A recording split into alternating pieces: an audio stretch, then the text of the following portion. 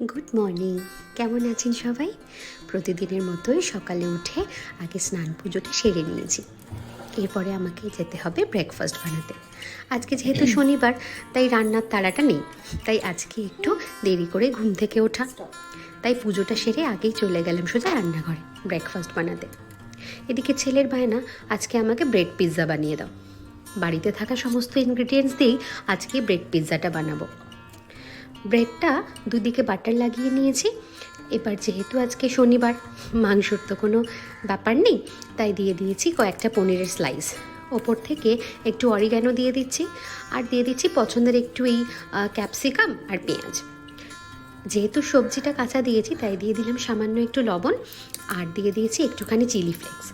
তার মাঝখানে আমি বেশ খানিকটা চিজ গ্রেট করে দিয়ে দিয়েছি।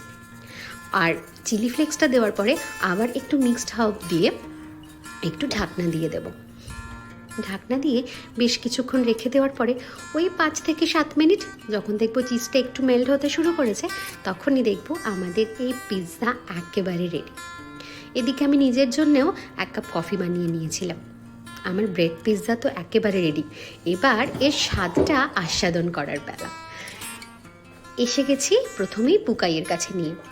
দেখুন তো পুকাই খেয়ে কেমন বলছে। প্রথম বাইটটা নিল। আহা হা হা, কি টেস্ট! ভীষণ ভালো লেগেছে পুকাই। সঙ্গে অন্য আরও একটা এক্সপ্রেশন ছিল। অন্যদিকে আমি নিজের জন্য কফি বানিয়ে নিয়েছিলাম, সাথে আমার বোনও ছিল। বলুন তো কেমন লাগলো এই ব্রেড পিৎজার ভিডিওটা? অবশ্যই জানাবেন।